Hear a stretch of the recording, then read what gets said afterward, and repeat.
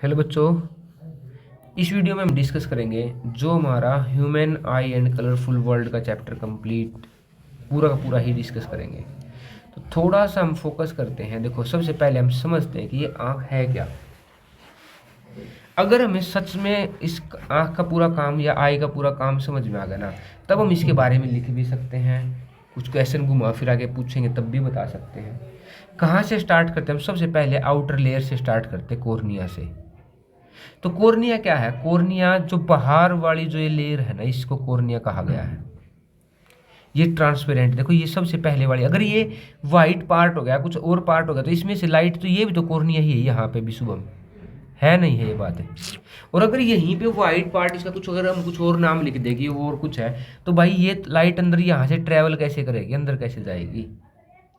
तो सबसे पहले हमें क्या समझना होगा शुभम, थोड़ा और जूम कर लेते हैं इसको। क्या समझना होगा कि कॉर्निया कैसी लेयर है? Transparent layer. अब कॉर्निया पढ़ते ही यहाँ पे एक छोटा सी चीज और समझनी है हमें। वो क्या है? ये जो यहाँ पे है, इसका नाम है एक्वस ह्यूमर। ये जो दिखाई दे रहा है तुम्हें यहाँ पे, इसका नाम क्या है? Aqueous humour. मतलब ये किसके अंदर है? देखो, बाहर है कॉर्निया, अंदर है यहाँ क्रिस्टलाइन लेंस। इनके बीच में क्या है? Aqueous humour. अब मैं तुम्हें थोड़ा थोड़ा समझाने की कोशिश करता हूँ ये एक्वस ह्यूमर काम क्या करता है। भाई यहाँ से एक लाइट आई, ठीक है। कभी कभी ऐसा भी हो सकता है कि लाइट ज़्यादा भी हो सकता है, कम भी हो सकती है। यहाँ है हमारा आइरिस प्रेजेंट, ये रहा, ये दोनों तरफ। और ये आइरिस क्या काम करेगा? ये आइरिस कभी छोटा होगा कभी बड़ा होगा, प्यूपिल को छोटा बड़ा करता रहेगा यहाँ से, कि लाइट ज़्यादा अंदर ना जाए, क्योंकि हमारा यहाँ पे रेटिना खराब हो सकता है।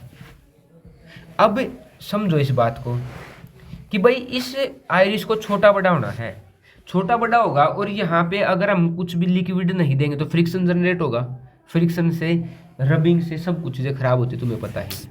तो वो फ्रिक्शन जनरेट ना हो, एक काम तो इस एक्वस ह्यूमर का वो है। दूसरा, अगर तुम कभी भी तुम्हारी आंख पे कुछ लग जाएगा तो ये यहाँ पे सपोर्ट देगा किसको? लेंस को खराब होने से बचाएगा। देखो, धीरे धीरे काम समझना है। तीसरी बात जो मेन काम है कि जब भी ये शेप कैसी है, ये शेप कैसी हुई, कौन सी शेप बनी है? कौन से लेंस की शेप बनी ऐसी? कन्वेक्स लेंस की शेप बनी। ये कौन सी लेंस की शेप बनी? ऑफ कन्वेक्स है। कन्वेक्स पूरा तो ऐसे होता है। ये कौन सी शेप बनी? Of convex. और लाइट जब भी आएगी तो लाइट को क्या करेगा? ऐसे बैंड करेगा, कन्वर्ज करेगा। मतलब मैक्सिमम रिफ्रैक्शन जो करेगा ना, वो कौन कर देगा? ये कॉर्निया और ये लिक्विड कर देगा। ये लेंस जो पूरा हाफ कन्वेक्स लेंस होगा ना, ये कर देगा। क्या इतनी बात समझ में आई या नहीं आई? क्या समझने वाली बात भी है, नहीं है? ये क्या कर देगा? ये उस लाइट को बैंड करेगा। तो मैक्सिमम जो डाइवर्जेंस, जो कन्वर्जेंस है, वो कौन करता है? वो कॉर्निया और ये एक्वस ह्यूमर मिलके करता है, ठीक है। मतलब सबसे पहली लेयर हमारी कॉर्निया है, उसके बाद वाली एक्वस ह्यूमर।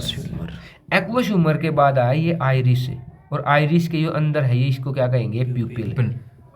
प्यूपिल कंट्रोल करता है लाइट के अमाउंट को, कि कितनी लाइट अंदर जानी चाहिए नहीं जानी चाहिए, लेकिन उसको कंट्रोल कौन करता है? आइरिस। प्यूपिल के साइज को कौन कंट्रोल करता है? आइरिस।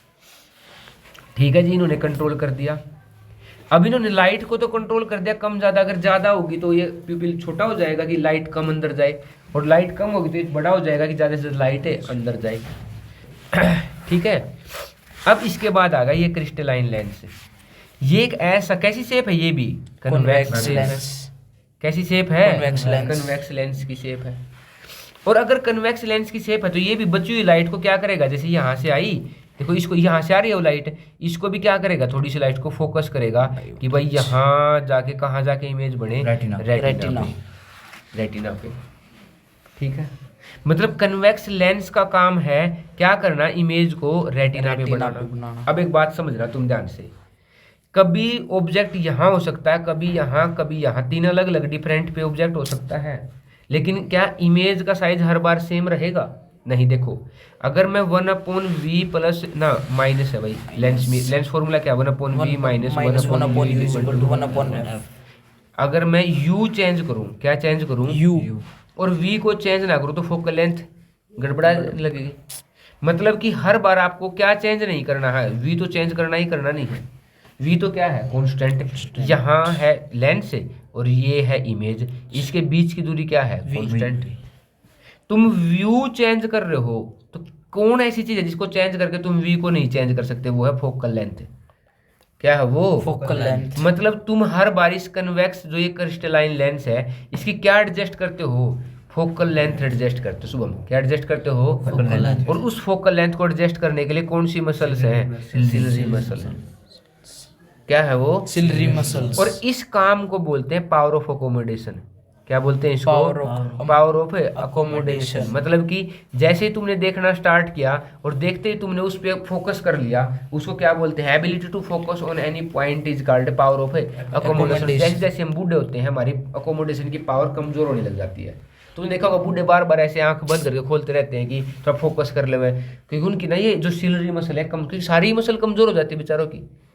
बूढ़ा होने पे हमारी सबकी क्या हो जाएंगी? सारी मसल कमजोर हो जाएंगी। तो ये भी मसल ही है, ये भी क्या होगी? कमजोर। तो सिलरी मसल का काम क्या है कि क्रिस्टलाइन लेंस की फोकल लेंथ एडजस्ट करना, क्योंकि अभी बताया मैंने 1/v is equal to 1/f plus 1/u। अब की बार मैं इसको राइट हैंड साइड से उधर ले गया, मतलब ये रहेगा कांस्टेंट। तो इसमें इन दोनों को अपने आप में चेंज कर करके एडजस्ट करना पड़ेगा। और इस चीज को एडजस्ट करने के लिए सुबह हम कौन रखा हमने? Ciliary muscle. कौन रखा है? Ciliary muscle.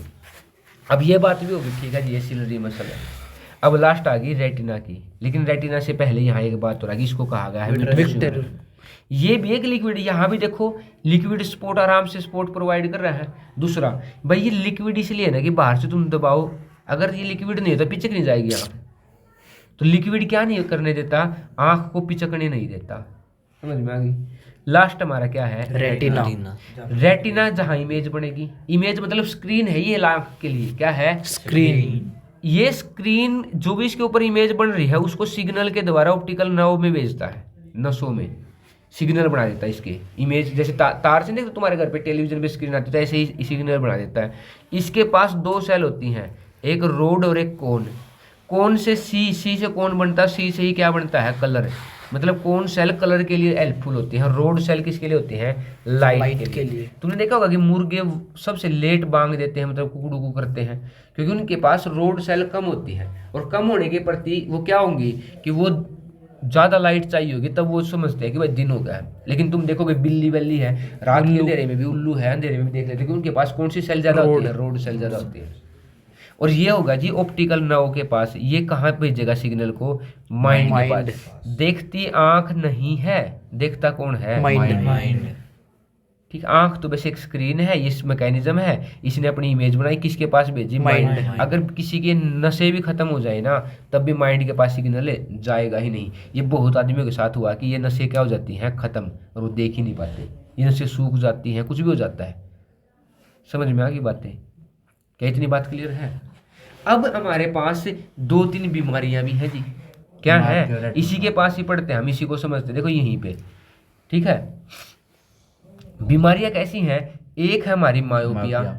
मायोपिया का मतलब माई तुम नजदीक से समझो, जिसमें नजदीक का दिखाई देता है, इसको नियर साइटनेस भी बोलते हैं। नियर साइट क्या बोलते हैं इसको? नियर का मतलब नियर का दिखाई देता, दूर का दिखाई नहीं देता। अब देखो होता क्या है, नजदीक में तो ऑब्जेक्ट बड़ा होता है, बड़े से लाइट ऐसे आएगी, पहले यहाँ टकराई, इन्होंने थोड़ा बैंड कर दिया और इमेज कहाँ बन गई? रेटिना पे। लेकिन फिर दूर होते चीजें क्या होती हैं? छोटी। उसकी लाइट ऐसे छोटी आएंगी, वो पहले ज्यादा बैंड होके इमेज कहाँ बन जाएगी? पहले।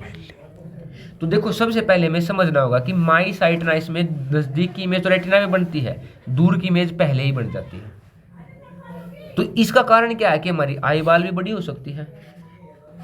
ठीक है, अब इसको ठीक कैसे किया जाएगा? मुझे लाइट को थोड़ा सा चौड़ा करना है। चौड़ा किसके द्वारा किया जा सकता है? कनकेव। चौड़ी कर देगा लाइट को, थोड़ा इधर से भेजेगा, फिर थोड़ा ऐसे करके ऐसे भेजेगा, तो इमेज कहाँ बन जाएगी? सही जगह जाके बन जाएगी। ये कौन सी बीमारी है शुभम अपनी? मायोपिया। दूसरी कौन सी? हाइपरमेट्रोपिया या फार साइटनेस। दूर की इमेज तो सही बनती है शुभम, दूर की इमेज तो पास की नहीं। दूर की इमेज तो क्या बनती है? लेकिन अगर पास की इमेज थोड़ी बड़ी होगी तो वो कहाँ बनेगी शुभम? वो ऐसे करके पीछे जाके बनेगी।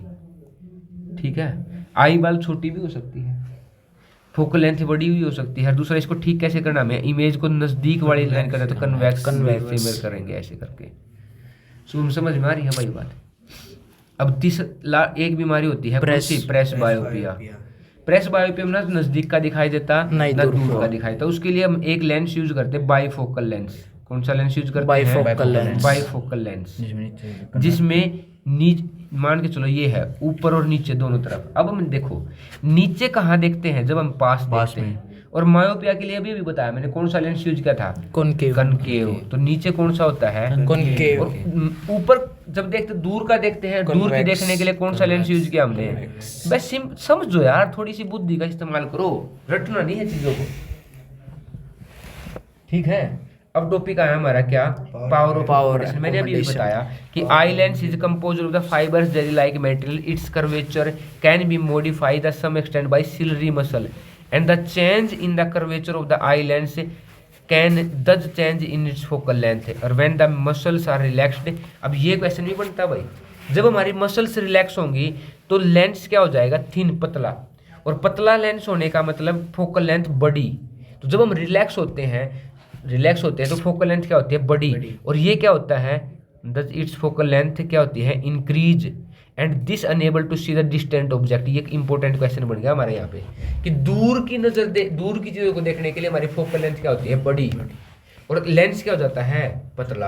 और लेंस की फोकल लेंथ भी क्या हो जाती है? ज्यादा। और रिलैक्स होंगे जब हम दूर की चीजें देखते हैं, नजदीक भी देखते हैं थोड़ा फोकस करते हैं। तो ये लिखा होगा When you are looking at the object closer to eye, the ciliary muscle को सिकुड़ना पड़ेगा, जिससे इंक्रीज हो जाएगी curvature of eye lens and eye lens become the thicker, मोटा हो जाएगा। और फोकल लेंथ भी क्या हो जाएगी? कम हो जाएगी। फिर ये ऐसा हो जाएगा नज़दीक पे देखने के लिए, और ऐसा करने के लिए जोर लगाना पड़ेगा। And this enable to see the nearby object, ठीक है। और हमारी नियर पॉइंट क्या है? 25 सेंटीमीटर मिनिमम डिस्टेंस। और फार पॉइंट क्या है? इन्फिनिटी। देख सकते हैं हम, लाइट आनी चाहिए, बस हम क्या कर सकते हैं उसी जगह की चीज को देख सकते हैं। समझ में आ गई भाई बात। अब डिफेक्ट मैंने तुम्हें अभी भी बताए हैं, देखो यहाँ भी दिखा रखे हैं। फार पॉइंट मायोपिया, ठीक है, जहाँ तक हमें दिखाई देता है सही से। और मायोपिक आई, जिसमें दूर की इमेज कहाँ बन गई? पहले। इसको ठीक किया गया किसके द्वारा? कनकेव के द्वारा। अगली कौन सी है? ये नियर पॉइंट है कि कहाँ तक हम सही देख पा रहे हैं। इससे अगर हम आगे तो क्या हो गया? हमारी इमेज पीछे चली गई। इसको क्या करना पड़ा? हमें इकट्ठा करना पड़ा, convex. Near point of the hypermetropic eye, near point of the normal eye. Presbyopia भी बताया था, ना दूर का दिखाई देता नहीं पास का दिखाई देता। अब एक चीज तुम समझना, देखो तुम मेरे साथ ही बैठे हो, इस बात को समझ सकते हो। हम इतने से इतने जल्दी चैप्टर को थोड़ा जल्दी क्यों समझ पा रहे हैं? क्योंकि पहले पढ़ रखा। अगर तुम्हें 30 से 40% आता है ना, तुम बहुत जल्दी सीखोगे। और तुम अगर वो हो ना निखालस बिल्कुल, जिसको कुछ भी नहीं पता, उसके लिए तो भाई साहब ऐसा लगेगा पता नहीं कौन तो टीचर है, इतना गंदा पढ़ा रहा है, अरे इसने पढ़ाना भी आता है, आवा है नहीं आवा। तो ऐसे सोचा, क्यों सोचेगा? जिसको आता ही नहीं, वो सोच रहा है कि मुझे कोई ये बता दे कि ये आँख क्या है, मुझे ये बता दे कि कोई लेंस क्या है। ये चीज़ जो मैं कर रहा हूँ ये है कवि का रिवीजन है, और कवि का रिवीजन कवि से होता है। अब ये थोड़ी है कि तुम एक टॉपिक को 10 घंटे में पढ़ोगे, हम क्विक रिवाइज कर रहे हैं जिससे हमें जल्दी जल्दी चीज़ें याद हो जाए। हाँ ठीक है, ये बात भी थी, ये बात भी थी। आगे, refraction of the light through prism. अब देखो ये होता है हमारा प्रिज्म। लाइट क्या करनी थी? सीधी जानी थी सुबह में, लेकिन वो क्या होगी? वो ऐसे निकल के आई, मतलब ये जो डेविएशन आ गया, ये क्या है? एंगल में डी, मतलब रास्ता ऐसे था, ऐसे चल गया, गैप आ गया, इसको डेविएशन बोलते, रास्ता चेंज होना। ऐसा चेंज होने से पता क्या होता है प्रिंस लक्ष्य है कि अब जब ये लाइट ऐसे चेंज हुई है ना, चेंज होते वक्त लाइट में ना 7 अलग अलग कलर है, जिनकी वेवलेंथ भी अलग अलग है। तो नीचे होता है वॉयलेट, इंडिगो, ब्लू, ठीक है, जिसकी वेवलेंथ नहीं फ्रीक्वेंसी, इसको फ्रीक्वेंसी नीचे ज़्यादा होती है, वेवलेंथ ऊपर ज़्यादा होती है। लैम्डा से वेवलेंथ दिखाते हैं, फ्रीक्वेंसी से एफ दिखाते हैं। सबसे ज़्यादा फ्रीक्वेंसी किसकी? वॉयलेट की। सबसे कम किसकी?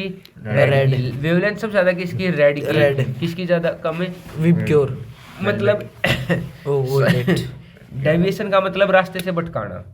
सबसे ज़्यादा कौन भटक सकता है? वॉयलेट या इंडिगो या रेड, ब्लू।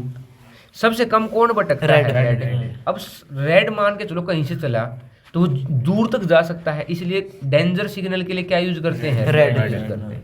और डेंजर के बाद फिर हम बीच का एक यूज करते हैं, येलो यूज करते हैं, और तीसरा कौन यूज करते हैं, ग्रीन। तो देखो रेड लाइट पे भी यही सिग्नल यूज करते हैं क्योंकि दूर से दिखाई दे सकते हैं। ये समझ में आ गई। अब कोई तुमसे ये पूछे, चलो ये तो ये हो गया हमारा, ये क्या टॉपिक है, ये डिस्पर्जन ऑफ लाइट है। ये किसके द्वारा, dispersion of glass light. Prism के द्वारा। डिस्पर्जन मैंने फैला देना। क्या कर देना, फैला देना। लाइट पहले इकट्ठी थी बेचारी, हमने क्या कर दिया, उसके फैला टुकड़े कर दिए। तो टुकड़े टुकड़े किसके सबसे ज्यादा, नीचे सबसे ज्यादा कौन डेविएट हुआ था, वॉयलेट। फिर सबसे कम कौन हुआ था, रेड। और अगर एक प्रिज्म के ऊपर हमें दूसरा प्रिज्म रख दे तो वो क्या हो जाएगा, उल्टा सेम लाइट बन जाएगी। अब देखो तुमने रेनबो देखा, रेनबो देखा है ना। अब रेनबो बनता कैसे है, मान के चलो कि तुम यहाँ खड़े हो, तुम्हारी आंख उधर देख रही है, ये बूंद। अब देखो तुम सोचोगे बूंद कहाँ से आई, तुमने देखा होगा जैसे जैसे बारिश रुकती है अब हमें छोटे छोटे एयर ड्रॉप होते हैं। भाई मोटी बूंद नहीं चाहिए उनको, एक बाल्टी जैसी बूंद है, उनको छोटे छोटे ड्रॉपलेट चाहिए बिल्कुल। जैसे ही सनलाइट आई सबसे पहले क्या हुआ, यहाँ पे इस पहले पॉइंट पे हुआ रिफ्रैक्शन। क्या हुआ है, रिफ्रैक्शन। फिर हुआ है यहाँ जाके टोटल इंटरनली रिफ्लेक्ट होगी, वो सेम मीडियम में ही वापिस आ गई। और यहाँ आके हो गया क्या, डिस्पर्जन। अभी पढ़ा था ना हमने, डिस्पर्जन लाइट का फैल जाना, और हमें दिखाई देगा।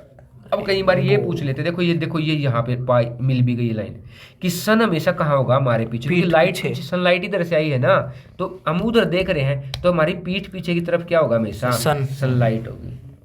तो पहले हुआ रिफ्रैक्शन, फिर हुआ टोटल इंटरनल रिफ्लेक्शन, फिर हुआ लास्ट में डिस्पर्जन, और हमें क्या दिखाई दिया, रेनबो दिखाई दिया। भाई शुभम, क्या समझ पा रहे हो इस बात को, ठीक है। आगे टॉपिक देखते हैं। अब आ गया देखो टॉपिक भी है, मैंने कल पेपर में भी दे दिया, बच्चे ये नहीं समझ पाए कि रिफ्रैक्शन लिखना है, एटमॉस्फेरिक रिफ्रैक्शन लिखना है।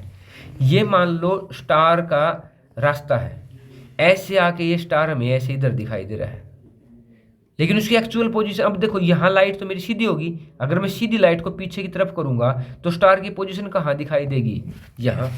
एक आध बार रिफ्रैक्शन थोड़ा ज़्यादा हो जाएगा, एक आध बार कम होगा, तो एक बार तो हमें यहाँ दिखाई देगा, अगर हम थोड़ा सा कम हो गया, कम बैंड हुआ तो थोड़ा सा इधर दिखाई देगा, फिर एक बार उधर दिखाई देगा, पोजीशन उसकी हिलती रहेगी। रिफ्रैक्शन किसकी वजह से, एटमॉस्फेरिक रिफ्रैक्शन की वजह से, क्योंकि जैसे जैसे हम नीचे आते हैं तो रिफ्रैक्टिव इंडेक्स बढ़ता है, लाइट ऐसे बैंड होती है ऐसे घूम के, और इसकी वजह से ही स्टार क्या करते हैं, ट्विंकल करते हैं। समझ में आ गई बात। अब ये देखो कि एडवांस सनराइज और सन डिले कैसे होता है। ये देखो सन नीचे है, लाइट सीधी आ रही है, वो सीधी सीधी आते हुए क्या होगी, बैंड होगी भाई तुम्हारे तक पहुंचते पहुंचते। अब तुम यहाँ खड़े हो, तुम्हें तो सीधी, अगर लाइन को सीधा करोगे तो तुम्हें सन कैसे दिखाई देगा, जैसे सन तो क्या है, ऊपर है। और ये भी किसकी वजह से है, एटमॉस्फेरिक रिफ्रैक्शन। लिखा हुआ है atmospheric refraction effects at sunrise and sunset. समझ में आ गई भाई बात। और एक और खास बात है कि सनराइज के समय भी रेड दिखाई देता है और सनसेट के समय भी रेड, क्योंकि इस लंबे पाथ में से गुजरना कौन से कलर के लिए, रेड है, क्योंकि इसकी वेवलेंथ क्या थी, ज्यादा। सबसे कम स्कैटर कौन होता है, रेड है। सबसे ज्यादा स्कैटर भी वही होगा, डिस्पर्स भी वही होगा, बैंड भी वही होगा। अब स्कैटरिंग ऑफ लाइट है भाई। स्कैटरिंग ऑफ लाइट कौन करता है, देखो मान के चलो कि ये एयर पार्टिकल्स है हवा में, हमने देखा था कि वोयलेट, इंडिगो, ब्लू की फ्रीक्वेंसी हाई होती है। फ्रीक्वेंसी हाई होने से नहीं, ये आके इसको टकरा जाएंगे, टकरा के पहले तो ये पार्टिकल उसको एब्जॉर्ब करेंगे, फिर हवा में छोड़ देंगे। जैसे उसको छोड़ेंगे ना तो केवल एक ही रंग है जो छोड़ा जाएगा, वो कौन है, ब्लू। और ये किसकी वजह से होता है, स्कैटरिंग ऑफ लाइट की वजह से। इसी वजह से हमें आसमान कैसे दिखाई देता है, blue. Tyndall effect. Tyndall effect क्या होता है, तुमने कभी देखा होगा, एक बंद कमरा है, बंद कमरे से एक होल से लाइट आ रही है बिल्कुल यहाँ से, और हमें यहाँ पार्टिकल से टकरा के वो लाइट पार्टिकल दिखाई देने लग जाते हैं, उसको ही क्या बोलते हैं, टिंडल इफेक्ट। और लाइट को सारे कमरे में फैला देते हैं। और ये धुंध के टाइम भी होता है। अगला, Waheeda colour of the sky is blue, अभी मैंने बता ही दिया तुम्हें। बस कितना आसान था चैप्टर, कितने मिनट लगे हमें पढ़ने के लिए, 20 मिनट।